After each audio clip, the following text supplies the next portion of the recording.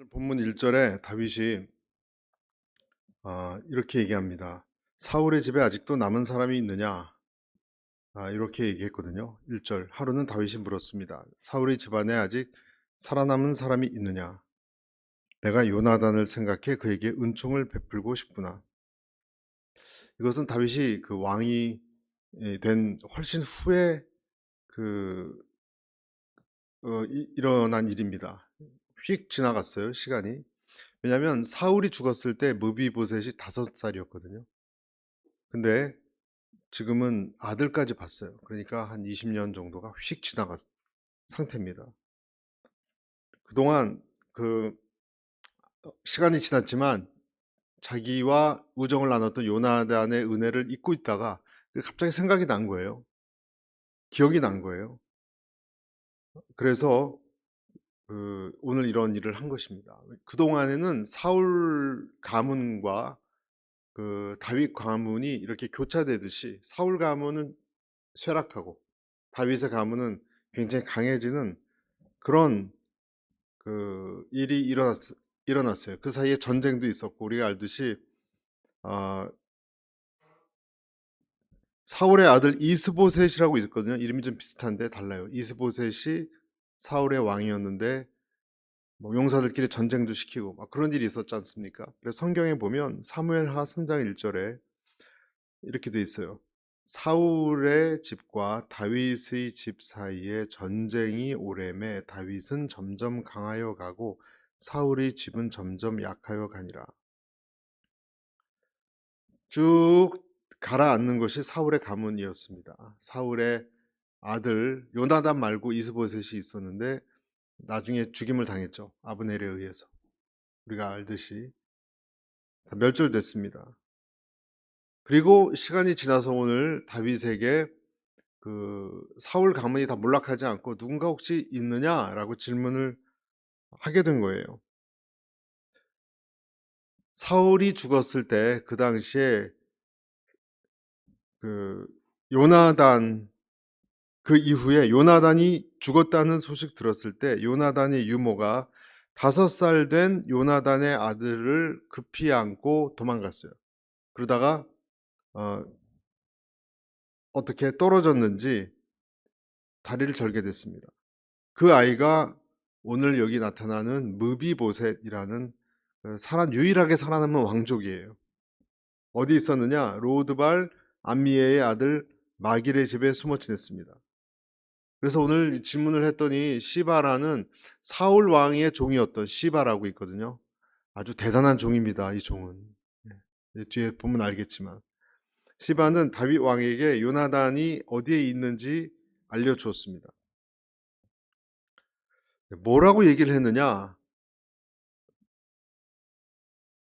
3절을 보십시오. 왕이 다시 물었습니다. 사울의 집안에 살아남은 사람이 없느냐? 내가 하나님의 은총을 베풀려고 한다. 그러자 시바가 왕께 대답했습니다.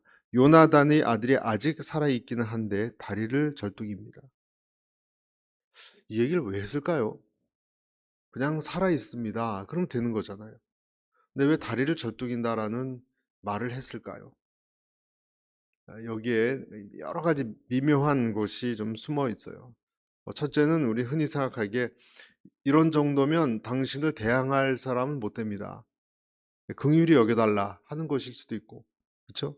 그게 그런 것을 표방했죠. 또 한 가지는 무비보셋은 온전하지 않습니다. 그러니까 대신해서 제가 재산 관리할 수 있습니다. 그런 뜻도 숨어 있어요. 어찌됐든 요나단 아들 무비보셋이 오늘 다윗 앞에 벌벌 떨면서 옵니다. 왜냐하면 앞으로 어떤 일이 일어날지 전혀 모르잖아요. 두렵고 무서운 가운데 다윗 앞에 나옵니다. 역대 몰락하는 왕족들을 보면 남녀를 불문하고 일가 친척, 혈족 남김없이 멸절시키는 것이 관례였습니다.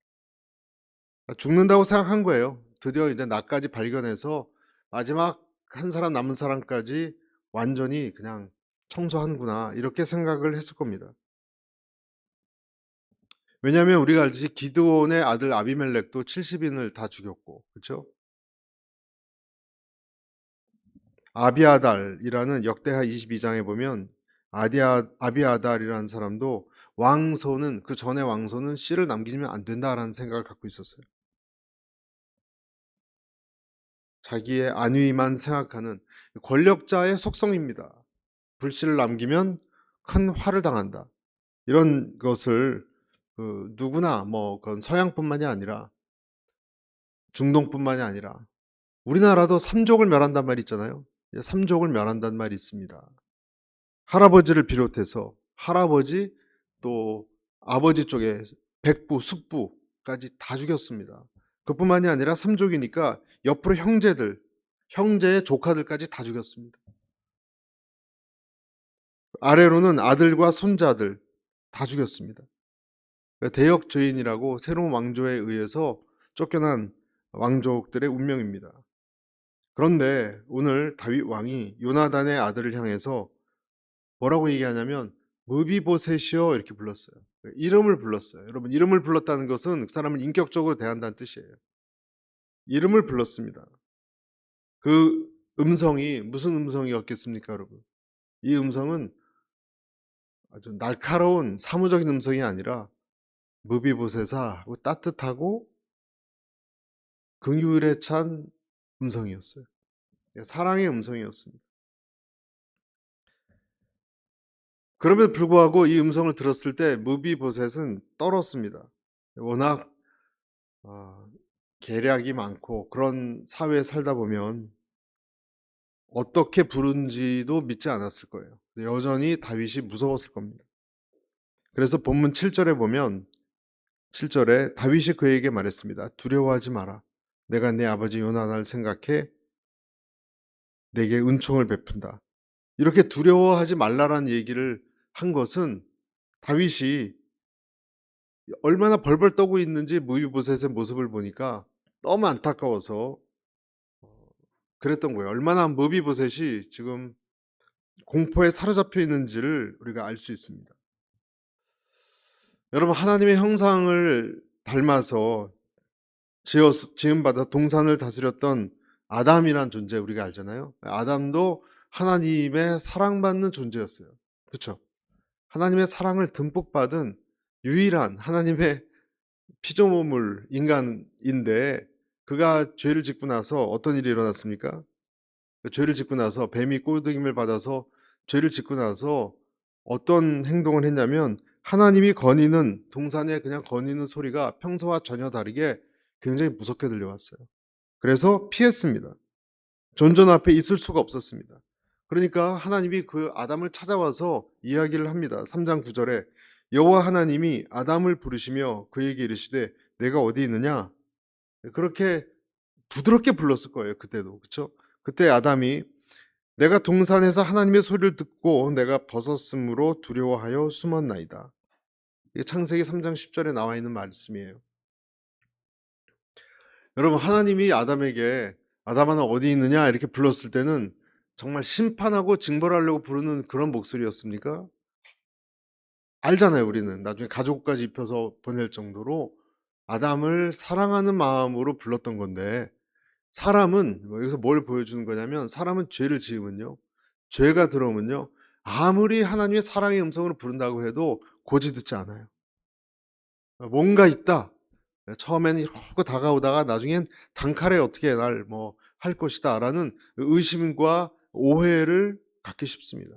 그래서 하나님에 대해서 그때부터 다른 인식을 갖기 시작했어요. 무서움으로. 그러니까 인간은, 죄를 지은 우리 인간은 아담의 후손이잖아요. 뼛속까지 이 하나님에 대한, 죄를 지었기 때문에 신에 대한 어떤 근본적인 두려움이 있어요. 여러분, 근본적인 뼛속까지 징벌을 줄지 모른다는, 무의식적으로, 이게 무의식적으로 있는 거예요. 그냥 인간에게 DNA에 그냥 새겨져 버렸어요. 그래서 여러분, 그 이후에 하나님을 믿지 않는 사람들도 이 세상에 신 그러면 어떻습니까, 여러분? 신 그러면 징벌을 하기 때문에 나는 징벌을 받을 거라는 생각을 하는 사람들이니까 그런 신들을 창조해요, 여러분. 하나님이 아니라 다른 신들을 종교들을 만든 사람들은 신관이 그런 신들이 대부분이에요. 대부분이에요. 근데 왜냐하면 내가 죄인이 갖는 의식이 그대로 투영된 거예요. 그 여러 가지 신화들을 보십시오, 여러분.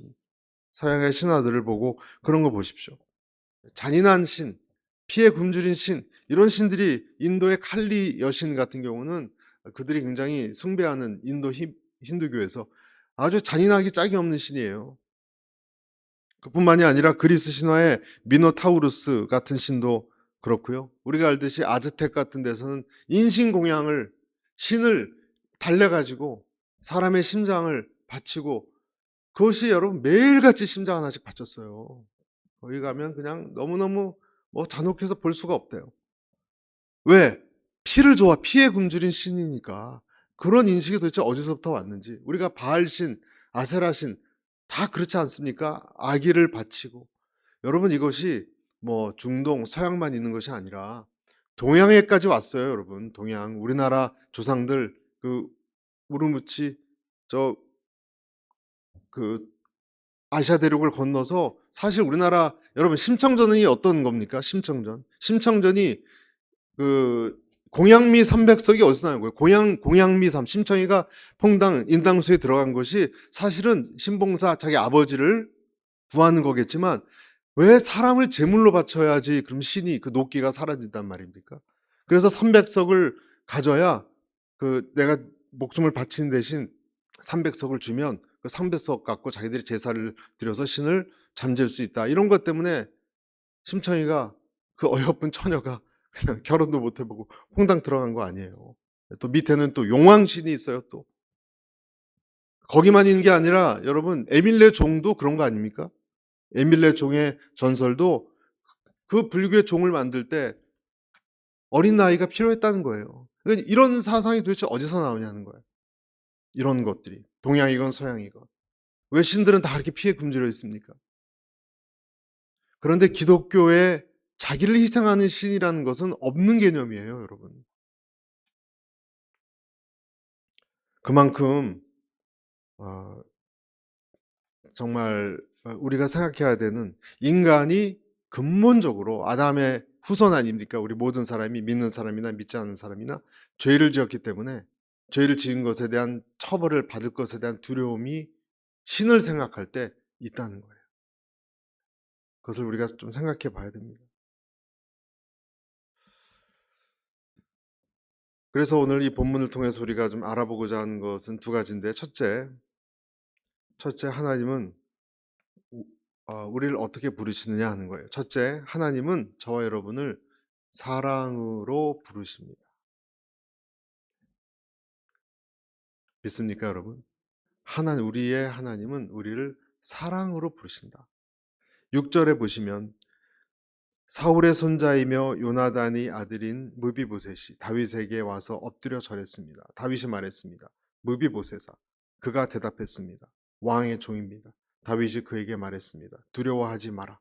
내가 내 아버지 요나단을 생각해 내게 은총을 베풀고 내 할아버지 사울에게 속했던 모든 땅을 내게 돌려줄 것이다. 그리고 너는 항상 내 식탁에서 먹게 될 것이다.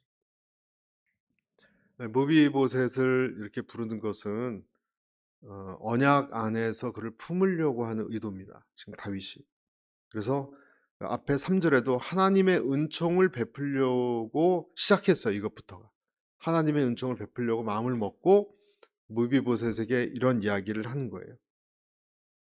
이런 얘기를 처음에 은총을 베푼다고 했는데도 사람들은 두려워서 무비보셋을 시바가 소개할 때 다리를 전달하고 소개했고 숨어서 보낸다고 했고 오늘도 아주 기어 들어가는 얘기로 이런 다윗의 마음 앞에 모르겠죠 물론 무비보셋은 쩔뚝거리면서 오늘 나왔는데 그 모습은 정말 한번 상상해 보세요. 정말 이 지하에 오랫동안 눌려 있었던 사람의 그 처절한 자신감 없는 정말 말 그대로 죽은 개와 같은 모습으로 아름답지 않은 그런 모습으로 나왔을 겁니다. 오랜 기간 동안 여러분 5살 때 다리를 다쳐서 지금 아이까지 낳고 미가라고 아들도 있잖아요. 아버지가 된 이 사람의 평생의 그 뒤틀린 이 인생을 생각해 보세요. 어떤 표정이고 어떤 몸짓으로 나왔을까? 근데 여러분, 이것이 우리에게 나타내는 상징이 있어요. 하나님 앞에 나오는 이 세상에 눌린 우리의 모습이에요. 죽은 개와 같은, 벌 받을 것 같이 벌벌 떠는, 그렇게 나왔다는 거예요. 다윗의 마음을 전혀 헤아리지 못하고. 다윗이 무비보셋이여 이렇게 부른 것은 사실은 맹세의 언약 때문입니다. 누구와 맹세했습니까? 요나단하고 맹세했어요. 어디 나오냐면요, 사무엘상 20장 14, 15절. 이렇게 요나단이 얘기합니다. 너는 다윗이에요. 다윗이 너는이에요. 너는 내가 사는 날 동안 여호와의 인자하심을 내게 베풀어서 나를 죽지 않게 할 뿐 아니라 여호와께서 너 다윗의 대적들을 지면에서 다 끊어버린 때에도 너는 내 인자함을 내 집에서 영원히 끊어버리지 말라. 그러니까 우리 가족들 죽이지 말아라. 그 얘기를 한 겁니다. 요나단이 다윗에게. 그 화살 쏘고 도망갈 때 있죠. 이별할 때 이 약속을, 내가 화살을 쓰고 넌 도망가는 것을 할 테니까 너는 그 대신 살아나면 우리 가족들 왕이 되면 지켜줘. 이 약속을 했다는 거예요. 약속 때문입니다, 여러분. 여러분, 우리가 이 세상에서 무비보셋 같지만 멸망당하지 않는 이유는 약속 때문이에요. 어떤 약속이 있어요. 예수님의 대제사장적 기도라고 요한복음 17장에도 그대로 나옵니다. 뭐라고 나옵니까? 예수님이 하나님께 이제 십자가 달리시기 전에 기도를 드리거든요. 그때도 우리 크리스찬들을 위해서 예수님이 이렇게 기도를 해요. 17장 9절. 이제 내가 그들을 위해서 기도합니다. 내가 세상을 위해 기도하는 것이 아니고 아버지께서 내게 주신 사람들을 위해 기도하는 것은 그들이 모두 아버지의 사람들이기 때문입니다. 17장 24절에 아버지여, 아버지께서 내게 주신 사람들이 내가 있는 곳에 나와 함께 있어 내 영광, 곧 아버지께서 세상이 창조되기 전부터 나를 사랑하셔서 내게 주신 영광을 그들도 보게 하소서. 구원해 달라는 거예요. 예수님이 우리를 위해서 대제사장적 기도. 대제사장적 기도는 뭐예요? 중간 역할이잖아요. 대제사장이란 것은요, 여러분, 뚜 역할이거든요. 신과 인간 사이의 중간에서 잘 봐달라고 제사 드리고 한 사람이 대제사장이에요. 매개체.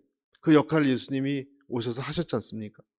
예수님이 왕이시지만 대제사장이잖아요. 우리를 하나님께 의탁하면서 내가 가는 곳에 저희들도 가게 해주시고 내가 얻는 영광을 저희들도 얻게 해달라고 기도하셨어요. 그래서 오늘 다윗은 무비보셋을 그 요나단의 약속을 기억해서 이런 혜택을 베푸는 거예요. 죽기는커녕 죽을 줄 알았는데 끌려와서 어떻게 됐습니까? 그 이름을 불러주고 너의 땅과 소유를 다 줄 것이고 넌 그들을 이제 종들이 생긴 거예요, 여러분. 15명.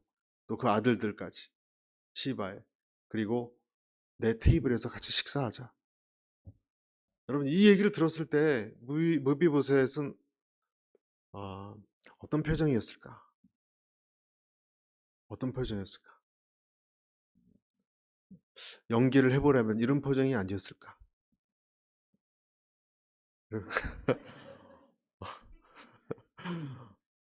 아니면 눈을 감고 이게 무슨 좋아하냐? 이게 가능한가? 그러고 막 꼬집어 보고 자기 귀를 의심했을 겁니다.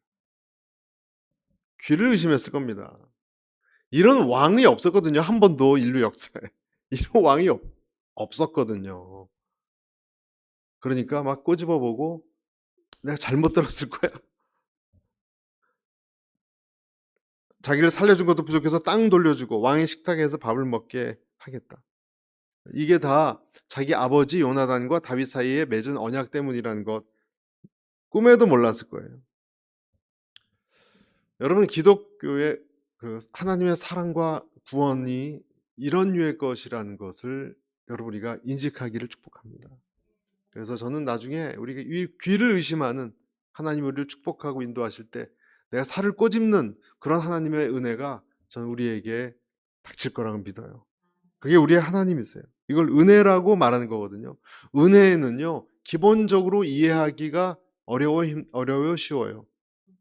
은혜는 사실은 이해하기가 거의 불가능합니다. 왜 그럴까요? 경험해 본 적이 없어요, 사실은.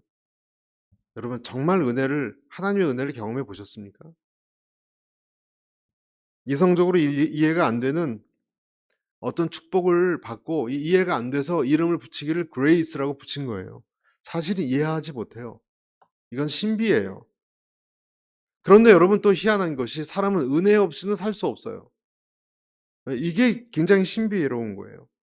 그런데 은혜를 주는 사람은 없어요. 자, 다시 말씀드립니다. 사람은 은혜를 요구해요. 그런데 이 세상에는 은혜를 주는 사람은 없어요. 그것이 인간의 비극이에요. 은혜를 주는 것은 왜냐하면 사람에게 내가 은혜를 주잖아요. 누구? 가능하지 않기 때문에 그래요. 그것은. 그래서 우리는 은혜의 결핍을 경험하고 많은 경우 짜증, 갈망, 분노, 아쉬움, 실망, 상한 마음 이런 것들을 사실은 경험하는 거예요. 유사 은혜는 있어요. 진짜 은혜는 경험 못 해봤어요. 그런데 사람은 사실 우리가 원하는 것은 이해는 못할지라도 은혜를 원해요. 조건 없는 거. 여러분 그렇지 않습니까? 여러분 부부라면 나를 사랑할 때 조건으로 사랑하는 것을 원하십니까? 갈망하십니까? 우리는 누군가 나를 혜택을 주고 좋은 그 관계를 맺을 때 조건 없는 것을 요구하지 않습니까? 아멘? 안 원하세요? 왜냐하면 조건 없는 것을 받을 때 치유가 된대요. 어느 분이 방을 마음대로 쓰십시오 하고 끝날 때 방값을 계산한다면 그것을 안다면 여러분 아무리 호텔방까지 좋은 곳이라도 호텔방 좋잖아요, 여러분. 은혜롭잖아요. 근데 돈을 내잖아요. 하룻밤에 얼마. 그게 치유가 되지도 않잖아요. 대가를 지불하는 거니까. 근데 여러분 부부 사이도 사실은 사랑한다고 결혼하지만 솔직히 여러분 조건 없이 사랑할 수 없어요. 남편이 경제력이 없고 능력이 없으면 남편이 버림받습니다, 요즘. 여성도 옛날 남편이 원하는 만큼의 기준이 도달되지 못하면 그 뭐 외모가 됐건 뭐 음식 솜씨가 됐건 성격이 됐건 뭐가 됐건 자식을 못 낳건 뭐가 됐건 외면받습니다. 사랑을 못 받습니다. 많은 경우에. 반드시 모종의 대가를 원합니다. 심지어는 부모 자식도 마찬가지라 그래요. 부모는 제일 유사한 것이 부모가 자식 사랑하는 사랑인데 그것도 우리 그런 말 쓰잖아요. 내 맘대로 안 된다고 자식. 그러니까 내 맘대로 하고 싶은 게 있는 거예요, 우리는 자식도. 완전한 인격이고 개체로 잘 여기지 않아요. 완전히 조건 없이 망나니같이 그럴 때도 그대로 사랑하지는 못해요, 우리는.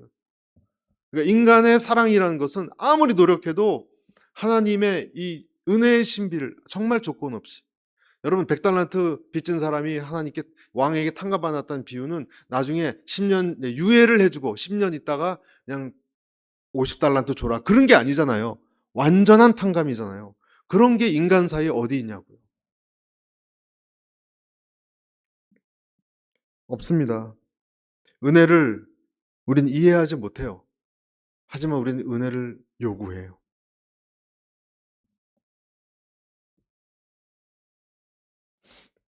성경의 하나님은 그렇지 않습니다. 우리의 빚을 뭐 몇 달란트건 탕감해 준 하나님은 우리가 갚을 능력이 없다는 것을 아세요. 요구하지 않아요. 근데 우리는 늘 유예해 준 거라고 생각해요. 아니, 언젠가 갚아드릴게요. 내가 열심히 봉사해서 갚아드릴게요. 뭘 어떻게 해서 갚아드릴게요. 선교를 해서 갚아드릴게요. 아무것도 할 수 없어요, 여러분. 심지어는요, 예수님도 하나님께 그 보냄받아서 땅에 있을 때 예수님도 자기 힘으로 할 수 있는 것이 없었다 그랬어요. 뭐라 그러셨냐면 요한복음 5장 30절 내가 아무것도 스스로 할 수 없노라. 내가 스스로 아무것도 할 수 없노라. 듣는 대로 심판하노니 나의 원대로 하려 하지 않고 나를 보내신 이의 원대로 하려는 거로 내 심판은 의로우니라. 여러분, 예수님도 스스로 할 수 있는 것이 없었다면 저희들은, 우리 인간들은 어떻겠습니까? 우리가 할 수 있는 것은 뭐예요? 그냥 반응하는 거예요. 아멘. 우리가 할 수 있는 유일한 것은 그냥 반응하는 거예요. 순종하는 거예요. 받아들이는 거예요. 그리고 그 은혜는요, 하나님께서 어떻게 나타나냐면 우리에게 언약이라는 형태로 나타나요. 언약이란 형태로 나타나요. 그러니까 언약이라는 것은 구속력이 있어요. 하나님이 거기에 묶여 버리세요. 근데 여러분, 오해하지 마십시오. 하나님이 내가 어떤 것을 잘해야 축복하고, 우리가 흔히 그러잖아요. 하나님을 주인으로 모시지 않으면 뭐 어떻게 되나, 내 성화를 내가, 하나님이 내 인격을 고치고 변화되기를 기대하시죠. 그렇죠? 그러나 그것은 먼저 은혜가 주어진 다음에 일어난 일이에요. 조건이 아니에요. 그래서 극단적인 얘기로, 은혜를 받고 하나님이 선택했으면 아주 괴악스러운 인격이 있어도 그는 하나님이 책임지세요. 먼저 들어간 거니까. 은혜가 먼저 들어간 거예요, 여러분. 인격 보고 출애굽시키지 않았어요. 그쵸? 시험 보고 출애굽시키지 않았어요. 출애굽시키고 나서 굴렸죠. 고생시키면서 바꿔갔죠.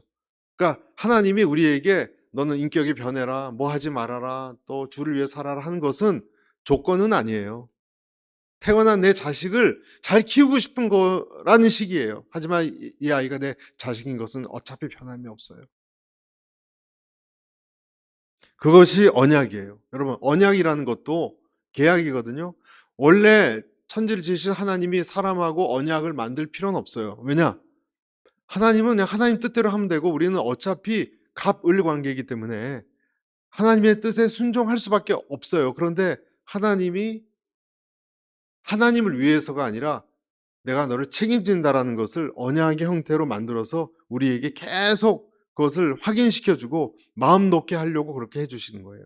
그래서 어 너는 내 자녀가 됐고 내가 너의 하나님이 됐고 끝까지 내가 너를 책임진다. 함께한다. 넌 다른 우상을 섬기지 마라. 나를 섬겨라. 너는 심 혼은 날 수 있어요. 혼은 날 수 있어요. 그러나 끝까지 난 너의 하나님이 되고야 말 것이다가 하나님의 의지예요.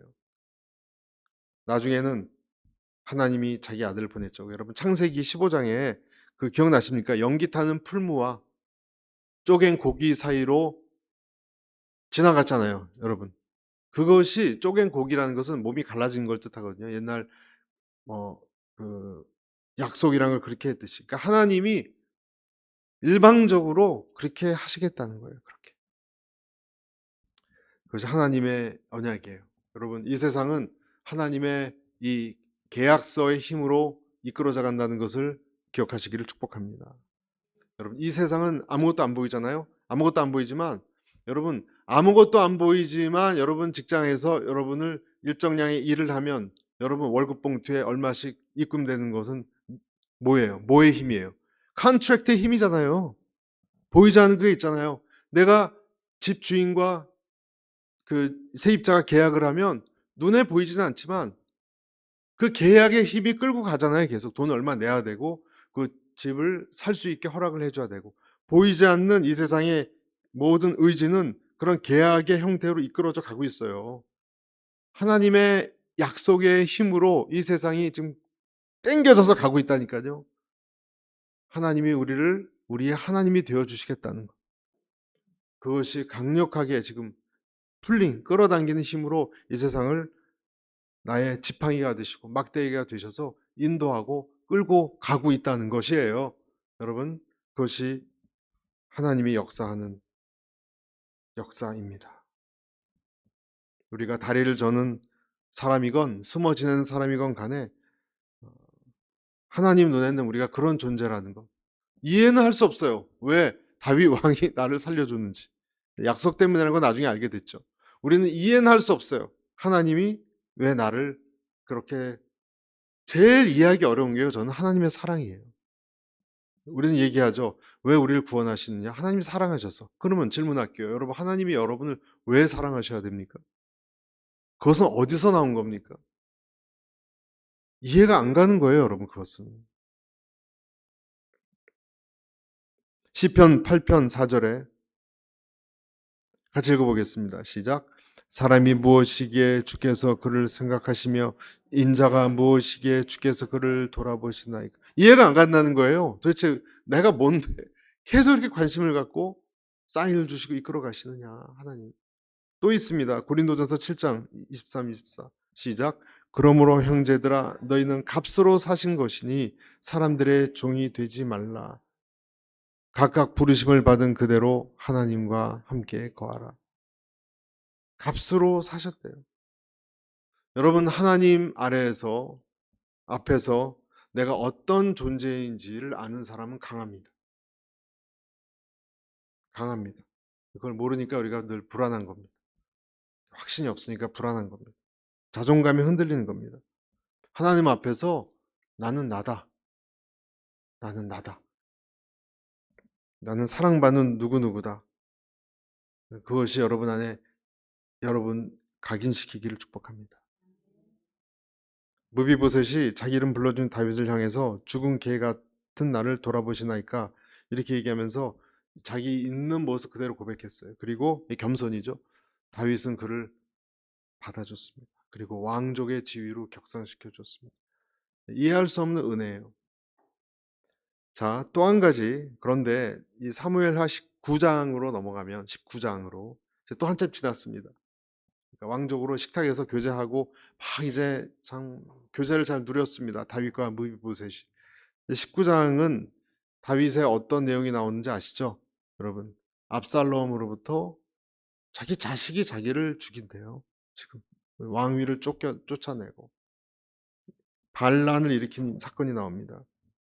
무비보셋이 그동안 다윗에게 그 많은 사랑과 혜택을 받았는데 그 다음에 이런 것을 받은 무비보셋이 어떻게 됐습니까? 다윗이 그 압살롬 때문에 쫓겨나가고 있을 때 예루살렘을 떠나서 이제 그 감람산 마루턱을 넘어갈 때 무비보셋의 아까 그 종 시바가 찾아왔어요. 지금 도망가고 있는 다윗을. 그리고 뭘 했느냐면 안장에 지은 두 나귀에 떡 200개. 무슨 떡인지 모르겠어요. 시루떡인지 뭐 백설기인지. 떡 200개, 건포도 100송이, 여름 과일 100개, 포도주 한 가죽 부대. 그리고 다윗을 찾아왔어요.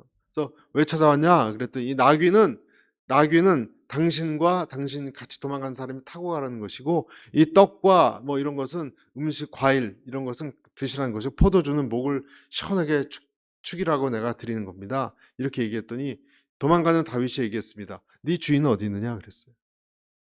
주인이 누구죠? 무비보셋이 어디 있냐? 그때 뭐라고 대답했습니까? 무비보셋이 아, 제 주인은요. 우리 당황스럽게 이렇게 하더니 이런 얘기를 했습니다. 사무엘하 16장 3절입니다.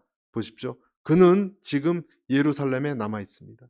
그런데 이스라엘 사람들이 자기 할아버지의 왕국, 그러니까 사울 왕이죠. 할아버지 왕국을 자신에게 되돌려 줄 것으로 생각하고 있습니다. 아니 잔뜩 뭘 가지고 왔는데 너무 고마워서 그런데 지금 너 혼자 왔냐? 너의 주인은 무비보셋은 어디냐? 그랬더니 근데 지금 안 왔다고. 예루살렘에서 원래 자기의 아버지와 할아버지 사울 왕의 왕국 되찾으려고 하고 있다. 아무래도 이건 거짓말 같아요. 그렇죠? 이건 거짓말 같아요. 근데 다윗 입장에서는 굉장히 서운했을 거예요. 일단 안 왔다는 것부터. 그래서 시바에게 이렇게 말합니다. 시바야, 무비보셋의 모든 땅 재산 다 앞으로 네 거다. 네 거다. 그렇게 얘기했습니다. 그렇게 존귀히 대했는데 왕의 식탁에서 살려주고 뿐만 아니라 이렇게 날 배신하다니. 그래서 이제 네 거다라고 결정한 거예요. 그리고 19장 끝에 보면 다윗이 압살롬을 이기잖아요. 그렇죠? 그래서 다시 다윗 성으로 돌아올 때 무비보셋이 제일 먼저 버선발로 뛰쳐나가서 다윗을 맞이합니다. 무비보셋이. 24절에 19장 24절에 이렇게 나와 있어요. 사울의 손자 무비보셋도 왕을 맞으러 나갔습니다. 그는 왕이 떠난 날부터 왕이 무사히 돌아오는 날까지 발도 씻지 않고 수염도 깎지 않으며 옷도 빨아입지 않고 지냈다. 네. 발톱도 깎지 않고 발도 그 냄새 나는데 그냥 묻혀 있는 그대로. 발톱도 깎지 않았다고 70인형에 나와 있어요. 수염도 깎지 않고 엉망이었겠죠, 흉하게. 당시 옷도 세마포 옷 하얀색이었는데 그것도 세탁도 하지 않았다는 거예요. 그러니까 다윗이 왕이 예루살렘 구에서 쫓겨나갔는데 내 처지에 어떻게 호의호식할 수 있겠느냐. 그래서 거지처럼 살았다는 거예요, 무비보셋이. 이 흉해 보이는 무비보셋을 보고 다윗이 근데 왜 넌 나와 같이 떠나지 않았냐? 그렇게 질문했더니 이렇게 얘기합니다. 사무엘하 19장 26, 27절. 무비보셋이 말했습니다. 내 주 왕이여, 왕의 종이 다리를 절기 때문에 제 종에게 나 위에 안장을 얹어 타고 왕께 가겠다고 일렀는데 제 종 시바가 저를 배신했습니다. 27절. 그리고 그가 내 주 왕께 저를 모함했습니다. 내 주 왕께서는 하나님이 천사 같으시니 왕이 좋으신 대로 하십시오. 죽이려면 죽이십시오 하는 거예요. 무비보셋이 한 말입니다. 나가라면은 이제 여기 추방시켜도 되고 목숨을 가져가셔도 되고 당신 처분대로 하십시오. 그러면서 얼마든지 시바의 악함을 계속 얘기할 수는 있었어요. 얼마나 나쁜 놈인지 압니까? 시바가. 그런데 그냥 자기 있었던 얘기를 얘기하고 처분에 맡겼습니다. 다 사실은 제가 무능하고 비천한 때문에 이렇게 된 겁니다. 그리고 마지막으로 무이보셋이 사무엘하 19장 28절 그 다음 절에 이렇게 얘기합니다. 같이 읽어보겠습니다. 시작. 내 할아버지의 모든 자손들은 내 주 왕께 죽어 마땅했으나 왕께서 왕의 종에게 왕의 식탁에서 먹는 사람들 사이에 자리를 내주셨습니다. 그러니 제가 호소할 무슨 권리가 있겠습니까? 그동안 호의호식했습니다. 이제 저를 어떻게 오해하시건 저는 죽어도 저는 아무 불만족이 없습니다. 지금까지 이렇게 살아온 것만 해도 기적입니다. 이렇게 얘기를 했습니다. 그러니까 다윗 입장에서는 시바와 무비보셋에게 좀 정반대된 두 얘기를 들었잖아요. 여러분 어느 게 맞는 겁니까? 어느 게 맞는 건지 다윗은 잘 판단하기가 어려워요. 아까도 말씀드렸듯이 시바가 정말 모함해서 그런 건지 아니면 정말 다른 뜻이 있어서 자기만 이렇게 온 건지 사실 다윗은 알기가 힘들어요. 둘 가운데 어느 쪽이 더 맞는지 시비를 가려야 마땅할 텐데 다윗을 보면요. 그 시시비비를 가리려고 하지 않았어요. 가리려고 하지 않았어요. 그리고 이렇게 얘기했습니다. 너는 시바와 밭을 나눠라. 50% 50%로. 그리고 그냥 끝났습니다. 성경은 거기까지밖에 얘기 안 합니다. 다윗의 사랑은 배신이나 거짓이 있다 할지라도 더 묻지 않겠다는 거예요. 가리지 않겠다는 거예요. 여기에 다윗의 또 한 면모를 봅니다. 여러분. 여러분 우리는 꼭 가려야 되잖아요. 다 가려서 옳고 그르고를 따져야 되잖아요. 다윗은 평생을 배신도 많이 당해보고 본인도 배신해 봤어요. 그러니까 이 부분에 대해서는 넘어간 거예요. 그리고 무비보셋을 어떻게 해롭게 하지 않았습니다. 그냥 그를 끝까지 품어줬어요. 다윗이 무비보셋 처음에 요나단을 생각해서 그렇게 격상시킨 이후에 이런 일을 당했음에도 불구하고 끝까지 그냥 품어줬습니다. 두 가지입니다. 무비보셋은 자기를 교만하지 않게 했고 자기 자신도 이미 죽은 개 같은 내 인생이니 지금까지 살아온 것도 덤의 인상이니 마음대로 하십시오. 그렇게 했고요. 다윗도 더 이상 묻지 않고 무비보셋을 끝까지 품었습니다. 여러분 요한복음에도 보면 예수님께서 어떻게 하셨습니까? 6월절에 자기가 세상을 떠나서 이제 아버지께 돌아가실 때가 됐을 때 세상에 있는 사람들을 사랑하시되 어떻게 했습니까? 끝까지 사랑했어요. 그리고 곧 이어서 마귀가 가룟 유다에게 예수를 팔려고 하는 마음을 집어넣었다. 그게 나옵니다. 예수님도 그렇게 하셨어요. 말씀을 맺도록 하겠습니다. 여러분 우리는 하나님의 은혜의 깊이를 잘 몰라요. 내가 하나님을 떠나고 또 내가 배신한 것도 아시면서도 날 그렇게 하실 수 있을까? 우리 잘 모르겠어요. 그러나 오늘 여기서 나타난 이 다윗을 통해서 다윗은 하나님의 성품을 많이 대변한 사람으로 볼 수 있거든요. 그 앞에서 우리가 배워야 될 이 교훈들이 한두 가지가 되는 것 같습니다. 첫째는 "나는 정말 아무것도 주장할 것이 없는 죽은 개와 같은 자입니다."라고 겸손히 나갔다는 것이고, 그리고 다윗은 요나단의 약속 때문에 끝까지 이해할 수 없는 은혜로 품었다는 것. 여러분 우리가 그 하나님의 은혜 속에 머물러 있는 사람이라는 것을 잊지 말게 되시기를 바랍니다. 그리고 한 가지 더 적용하자면 여러분과 저도 어떤 경우는 시시비비를 따지지 말고 다 몰라요, 여러분. 다 어떻게 알겠습니까? 밝힌다고 또 밝히면 뭐 합니까? 그것을 그냥 넘어갈 수 있고 품을 수 있는 그리스도의 사랑이 있게 되기를 축복합니다.